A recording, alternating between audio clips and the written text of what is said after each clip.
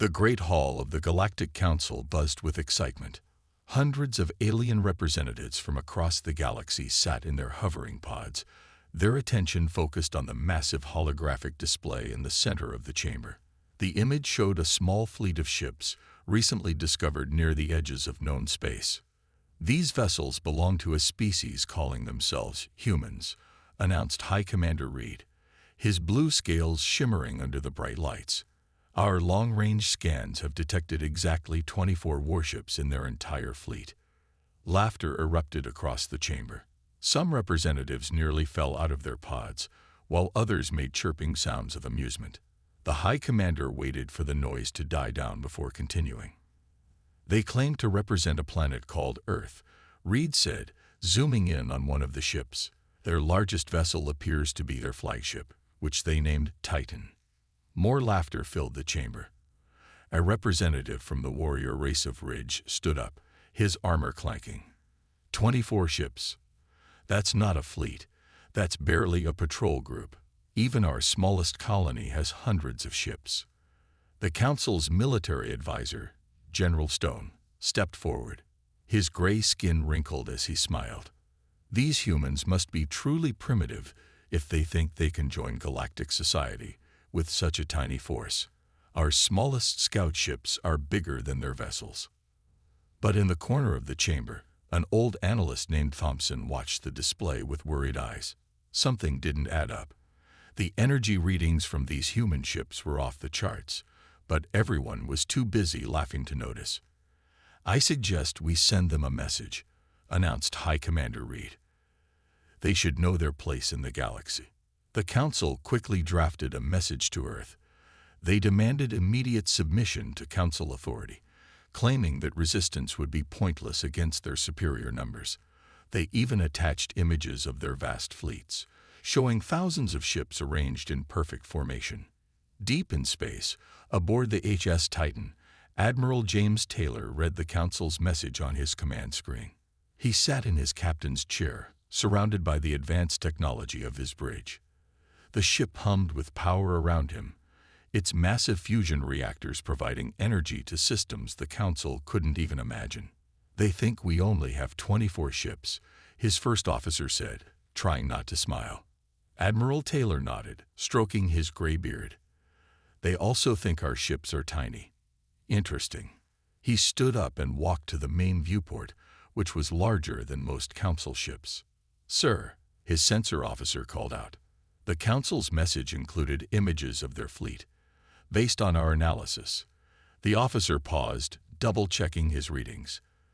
Their largest vessels are only 80 meters long. This time, it was the human crew's turn to laugh, but Admiral Taylor raised his hand for silence. Let's not make the same mistake they're making. Never underestimate anyone, no matter their size. He looked out at the stars, thinking about the Council's message. The Titan was over 2 kilometers long, and it wasn't even their largest ship. The Council had mistaken their orbital cities for space stations, their space stations for ships, and their ships for small vessels. Send a message back to Earth Command, Admiral Taylor ordered. Tell them the Council has seriously misunderstood our capabilities. Also, alert our hidden fleets to maintain position, but stay ready. As the message was sent, Admiral Taylor couldn't help but smile a little. The Council thought humanity was weak because they only saw 24 ships. They didn't realize these were just diplomatic vessels, the greeting card humanity had sent to say hello. Sir, his communications officer spoke up. The Council is sending a diplomatic fleet to Earth. 200 ships, they say. Admiral Taylor sat back in his chair. Well then, let's prepare a proper welcome. It's time to show them what a real fleet looks like. The Titan's engines glowed brighter as it turned toward Earth. Soon, the Council would learn why it was dangerous to judge others by their assumptions. Very soon indeed. The Council's diplomatic fleet moved through space in perfect formation. 200 ships, their metal hulls shining under distant starlight. Commander Pike stood proud on his bridge, commanding the flagship Star Razor. At 80 meters long, it was the biggest ship in their fleet. "We'll show these humans what real power looks like," Pike said to his crew. "Our 200 ships against their pathetic 24. They'll beg to join the council." His second-in-command looked worried. "Sir, something's strange on our sensors. We're picking up massive objects near Earth." "Probably they're space stations," Pike said with a laugh. "These humans build such crude structures." But as they got closer to Earth, the sensor officer's hands started shaking. "Sir, those aren't space stations. They're moving." Pike rushed to the sensor screen. His 4 eyes widened in shock. The objects were indeed moving, and they were ships. Human ships. Each one was bigger than anything he had ever seen. The HSS Titan appeared in front of them, and for the first time in his life, Commander Pike felt truly small. His proud flagship, the largest ship in the Council fleet, was shorter than the Titan's main gun. "By the stars," someone whispered on the bridge. It's kilometers long." Admiral Taylor's voice came through their communication system. "Welcome to Earth Space, Council Fleet. We hope our ships aren't intimidating you. We tried to send our smaller vessels for first contact to avoid this situation." Pike could barely speak.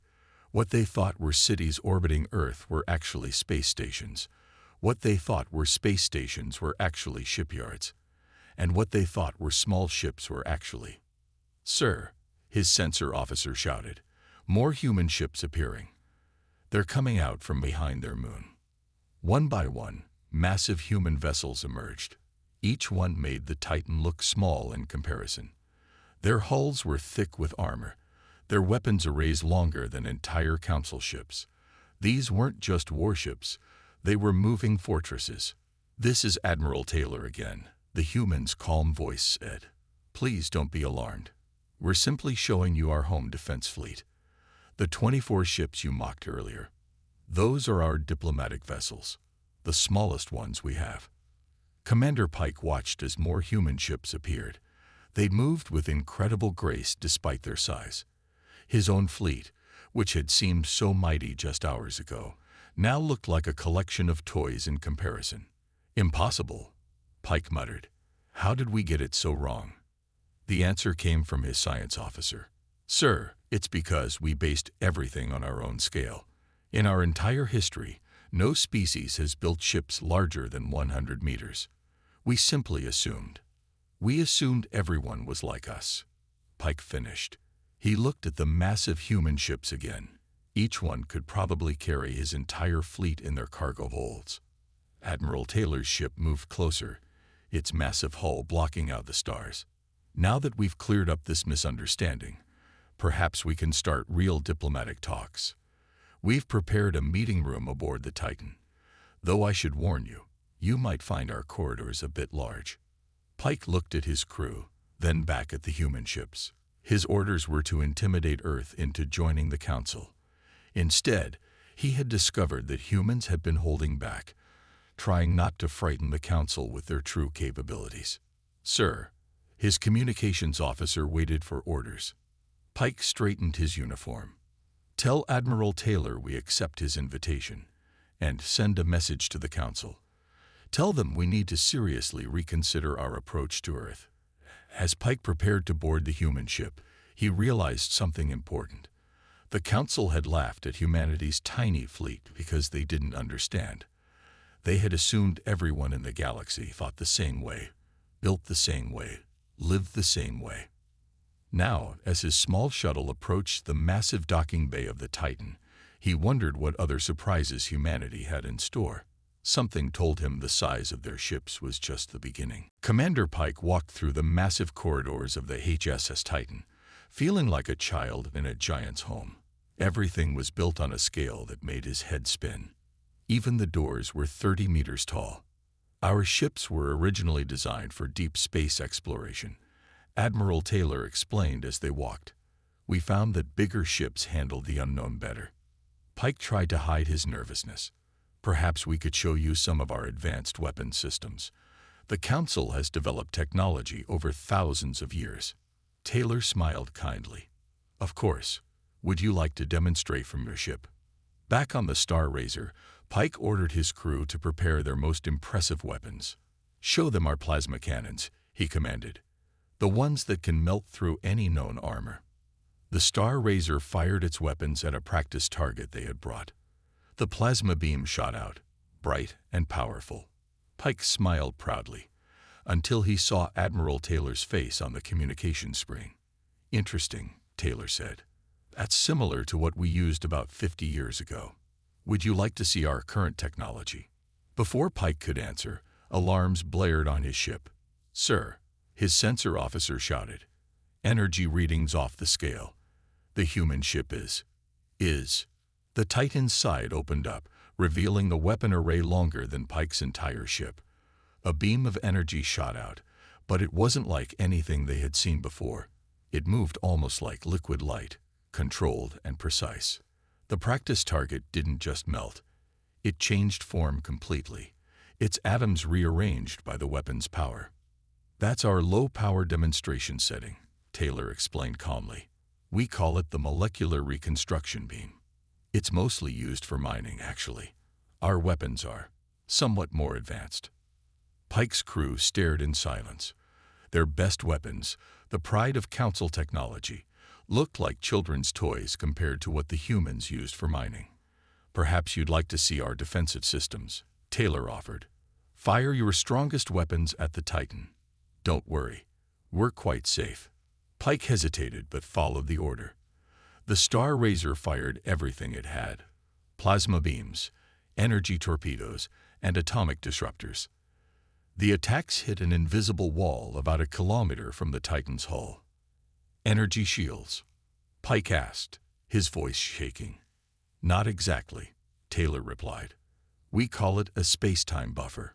It creates a small fold in reality that redirects energy. Again, it's mainly used for protection against solar flares and asteroid fields. Our military shields are somewhat more robust." Pike sat heavily in his command chair. Everything the Council knew about technology, everything they had bragged about, was centuries behind what humans used for everyday tasks. "Sir," his science officer whispered, "their power readings, one of their ships produces more energy than our entire fleet combined. And I don't even understand how their engines work." Admiral Taylor's voice was gentle. "We tried to avoid showing off our technology. That's why we sent our diplomatic fleet first. But your Council insisted on seeing our capabilities." "Why?" Pike found himself asking. "Why build such powerful ships if you want peace?" "Because space is vast and full of unknowns," Taylor answered. "We built these ships to explore, to survive whatever we might find out there. The weapons are just a precaution. We prefer to make friends." Just then, Pike's communication officer jumped from his seat. "Sir, message from the Council. They want us to demand Earth's surrender or open fire." The chamber fell silent. Pike looked at the human ships around him, at their impossible size and power. He thought about the Council's arrogance, their refusal to believe humans could be their equals or superiors. Admiral Taylor waited patiently on the screen. He didn't look worried or angry. He just looked disappointed. Pike made his decision. "Send a message back to the Council," he ordered. "Tell them." He looked at Taylor, then at his crew. "Tell them we need to rethink everything we thought we knew about humans.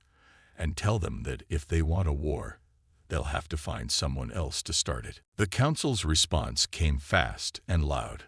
100 new ships jumped into Earth's space, weapons already charged. Their commander, General Blast, appeared on all communication channels. "Commander Pike, you are ordered to attack the human fleet immediately," Blast shouted. "If you refuse, you'll be marked as a traitor." Pike stood on his bridge, looking at the massive human ships around him. His crew waited for his order. He took a deep breath and spoke clearly. "No. Then die with them." Blast screamed. His fleet opened fire, their weapons lighting up space. Admiral Taylor's voice remained calm. "All ships, defensive positions. Minimal force only. We don't want to hurt them." The Council ship's weapons hit the human fleet's shields, But instead of explosions, the energy simply disappeared. It was like shooting into a black hole. Everything vanished without trace. Impossible, General Blast yelled. Fire everything. Use the planet-killer weapons. Pike's eyes widened. Admiral Taylor, they're using banned weapons. Those could hit Earth. Taylor nodded on the screen. Thank you for the warning, Commander Pike. He pressed a button on his chair. Point defense systems. Activate. Show them why we build big ships. The Titan's hull opened up in 1,000 places. Small doors, each revealing what looked like tiny silver dots. Suddenly, the dots moved. They were actually small drones, each one the size of Pike's shuttle. Defense swarm engaged. A calm computer voice announced. The drones moved faster than anything Pike had ever seen. They intercepted every Council weapon, forming shields, reflecting energy beams, and absorbing explosions. Not a single shot got through. Sir, Pike's sensor officer reported in awe. Those drones, they're powered by the same energy as their capital ships.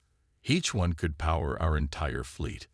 General Blast kept ordering his ships to fire, but nothing worked. The human vessels hadn't even fired back yet. They just stood there, their defense systems making the Council's attacks look harmless. Last warning. Admiral Taylor announced to the Council fleet, stand down, or we'll be forced to demonstrate our offensive capabilities. Never, Blast screamed. All ships, ram them. We'll die with honor. Taylor sighed. Very well. All ships, disable their engines. Carefully, please. We don't want casualties. Pike watched in amazement as the human ships finally responded. They didn't fire big weapons. Instead, small beams of light touched each Council ship. Wherever the light touched, systems just stopped working. What are they doing to us? Blast demanded as his ship's engines died. Targeted electromagnetic pulse, Taylor explained. We're shutting down your systems without harming your crews. Though I suggest you activate your backup life support. Main power will fail in about 10 seconds. Just as Taylor predicted, the Council ships went dark. They floated in space, completely powerless but otherwise undamaged. General Blast's angry shouts cut off as his communications died. Commander Pike. Taylor turned to the Star Razor. Since you chose to stand with us, would you like to keep your power running? Yes, thank you. Pike managed to say. He watched as human shuttles moved to rescue the stranded Council crews. Not a single life was lost. Not a single ship destroyed. The humans had won without actually fighting. Sir, Pike's first officer whispered. The Council. They'll send more ships. Let them come, Admiral Taylor said, somehow hearing the quiet words. We have 50 more fleets like this one. We really didn't want to show off. But your Council insisted. Pike looked at his sensor readings again. The human defense drones were returning to their ships, the huge vessels looking even more impressive now. He realized something important. Humanity hadn't won because their ships were bigger or their weapons stronger. They had won because they were smart enough to build the right tools for peace, even while preparing for war. And now, watching the rescue operations, Pike understood why the humans built such big ships. It wasn't to fight battles. It was to be ready to help, no matter how big the problem was. The Council's great hall was no longer filled with laughter. Instead, scared whispers echoed through the chamber as images of the human ships played on the giant screens. Every representative watched in silence as recordings showed their mighty fleet being disabled without a single shot fired. The humans could have destroyed us all. Commander Pike spoke to the Council. He stood tall despite the angry looks from some members. Instead, they chose to save every single crew member, even those who tried to ram their ships. High Commander Reed's scales had turned pale blue with fear. But their ships, they're impossible. No species should have such power. The chamber erupted in shouts and arguments. Some wanted to surrender to Earth immediately. Others called for sending their entire military fleet. A few simply wanted to hide. Then the doors opened. Admiral Taylor walked in, his tall frame making even the council's grand chamber seem small. The room fell silent. "Members of the council," Taylor said calmly, "we come in peace, as we said from the beginning. We built big ships because space is big. We made strong weapons because the universe is dangerous. But we never wanted to fight you." A representative from the outer system stood up. "Then prove it. Show us you're not planning to conquer us." Taylor nodded and pressed a button on his wrist device. The giant screen changed, showing a new image. Thousands of human ships appeared, each one bigger than the last. The council members gasped. "This is our entire fleet," Taylor explained. "We could have brought them all to our first meeting. We could have demanded your surrender. Instead, we sent 24 small ships and asked to be friends." Commander Pike stepped forward. "It's true. When my fleet attacked them, they used the smallest amount of force possible. They even turned their mining tools into weapons just to avoid hurting us." More representatives started standing up, but not to shout this time. One by one, they announced their worlds were leaving the Council's military alliance. They wanted to make separate peace deals with Earth. High Commander Reed watched helplessly as decades of Council control crumbled. "You can't do this. We are stronger together." "No," a wise old representative said. "We were just scared together. The humans showed us a better way." Admiral Taylor raised his hand for quiet. "We don't want your worlds to leave the Council. We want to join it. As equals, not as conquerors or subjects." He showed another image.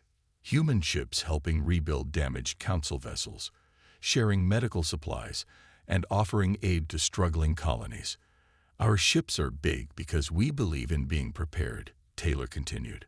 "Prepared to fight if we must, yes, but more importantly, prepared to help. Isn't that what a council of species should do?" Pike watched as the mood in the chamber changed. Fear turned to interest. Anger became curiosity. Even High Commander Reed's scales started returning to their normal color. "Perhaps," Reed said slowly, "we were too quick to judge Earth by the size of their first fleet. Or too quick to judge its size at all," Pike added with a small smile. More representatives stood to speak, but this time they asked different questions. How did humans build such large ships? Would they share their technology? Could they help protect trade routes from pirates? Admiral Taylor answered each question patiently. He explained that humans wanted to trade knowledge, not just give it away. They offered to help defend Council worlds, but also teach them to defend themselves. "Our ships may be big," Taylor concluded, "but our hopes for the future are even bigger. We don't want to rule the galaxy. We want to help explore it, protect it, and make it better for everyone." As the council members began talking excitedly among themselves, Pike moved closer to Taylor. "They're starting to understand," Pike said quietly. Taylor nodded. "Size isn't about power. It's about how much good you can do. That's why we built big ships, to be ready to help in big ways." The council chamber, which had started the day in fear, now buzzed with hope. The humans hadn't just brought big ships to the galaxy. They'd brought big ideas about how different species could work together. Red lights flashed across the council chamber. Emergency alarms blared as a messenger rushed in, interrupting the peace talks. "The war fleet is coming," he shouted. "General Storm has gathered every combat ship in council space. They're jumping in now." Admiral Taylor stood calmly while others panicked around him. Commander Pike rushed to his side with a data pad showing the incoming fleet. 10,000 ships, Pike said, his voice shaking. "They've stripped every defense fleet from every world." The massive screens showed Council warships appearing by the hundreds. General Storm's face appeared on the main display, his cybernetic eye glowing red with anger. "This is the end of human arrogance," Storm announced. "No more talks. No more peace. We will show the galaxy that size means nothing." High Commander Reed stepped forward. "General Storm, stand down. The Council hasn't authorized this attack." "The Council has become weak," Storm replied. "After today, we'll have a new Council, one that doesn't bow to giants. Admiral Taylor touched his wrist computer. "This is why we build big ships," he said quietly. "Not for moments of peace, but for times when peace fails."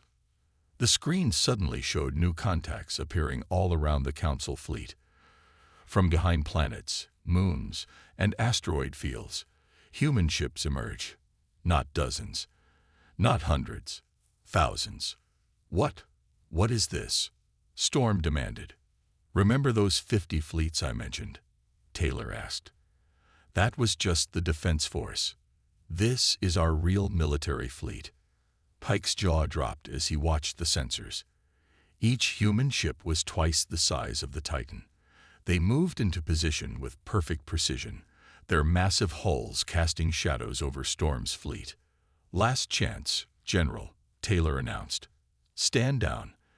Don't force us to show what these ships can really do." Storm's answer was to open fire. Every Council ship launched their strongest weapons.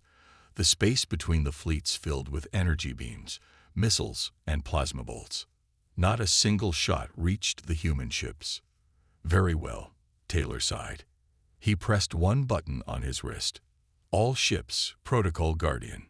The human ships began to glow. Their hulls opened like flowering plants, revealing technology that made Pike's head spin just looking at it. Strange energy fields spread between the ships, creating patterns in space itself. "Sir," Storm's sensor officer shouted. "They're ships. They're changing the laws of physics in their space."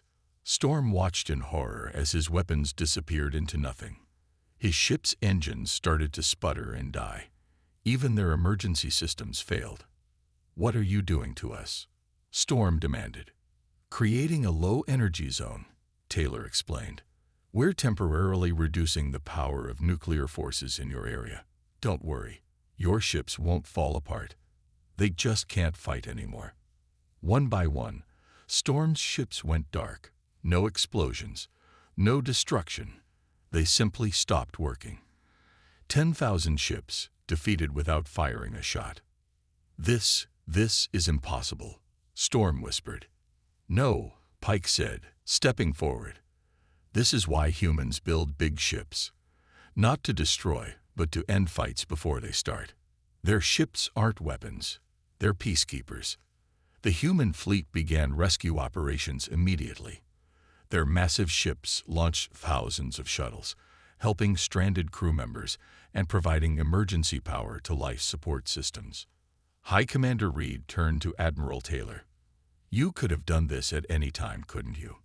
Even when we first met." Taylor nodded. "We could have. But that's not our way. We prefer to make friends first. Fighting is always the last option." As Pike watched the rescue efforts, he understood finally why humans had seemed so strange to the Council. The Council built ships to show power. Humans built ships to create peace, even if they had to force it sometimes. Storm's image disappeared from the screen as his flagship lost power. The great Council chamber was quiet again, but this time with awe instead of fear. "Now then," Taylor said, turning back to the Council members, "shall we continue our discussion about working together?" 1 month after the battle, the Council chamber looked very different.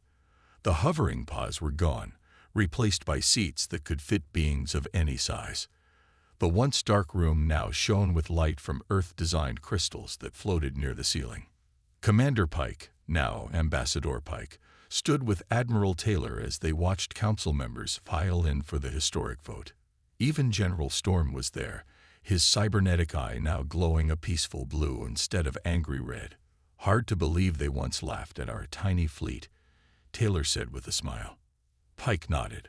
"Harder to believe we once thought size meant everything." The new High Council took their seats. After General Storm's failed attack, the old Council had stepped down. Now representatives from every world would share power equally, no matter how big or small their fleets were. "The Council recognizes Earth," announced the lead speaker. "Admiral Taylor, please step forward." Taylor walked to the center of the chamber. The massive screens above showed human ships working alongside Council vessels throughout the galaxy. Some were helping build new space stations. Others were teaching smaller worlds how to make their own defensive systems. 1 month ago, Taylor began, we showed you our biggest ships and our strongest weapons.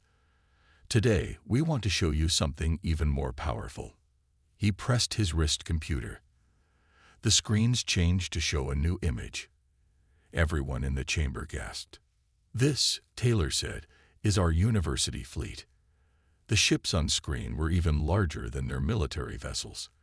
But instead of weapons, they carried vast libraries, research labs, and teaching centers. Each one was a traveling city of knowledge. We didn't just build big ships for war or peace, Taylor explained. We built them to learn, to teach, to bring knowledge to anyone who wants it. High Commander Reed, now just Representative Reed, stood up. You mean you'll share your technology? Better, Taylor replied. We'll teach you how we think, how we solve problems. Then you can make your own technology, your own solutions. The chamber burst into excited talk. This was more than anyone had expected. The humans weren't just offering power, they were offering understanding. General Storm spoke next, his voice humble. Why? Why share so much with those who tried to fight you? Taylor looked around the room. Because that's what big ships are really for. Not to show how powerful you are, but to show how much you can help others. The council voted unanimously to accept Earth's offer. But there was one more surprise. The council has a request. The lead speaker announced. We ask that Admiral Taylor become our first human council president. Taylor looked surprised. Are you sure? After everything that happened. Because of everything that happened, Pike said. You showed us that true strength isn't about size or power. It's about how you use what you have. Taylor accepted the role, and the chamber filled with applause. But he raised his hand for quiet one last time. There's something else you should know, he said. Everything we've shown you. Our ships, our technology, our defenses, they're just the beginning. Humanity has so much more to share. Pike's eyes widened. You mean? Taylor nodded. Those university ships, they're carrying plans for something bigger than any ship. We're going to teach you how to build gateways between stars, how to fold space, how to reach other galaxies. The chamber fell silent with awe. Then, slowly, someone started to laugh. It was General Storm. And to think, Storm said, wiping tears from his good eye, we once mocked them for having a tiny fleet. The entire council joined in the laughter, not the mocking kind from before, but the happy laughter of people who had learned a valuable lesson. As Taylor took his place as council president, Pike realized the humans had taught the galaxy something important. True greatness isn't measured by the size of your ships, but by the size of your dreams. And humanity's dreams were bigger than anyone had imagined.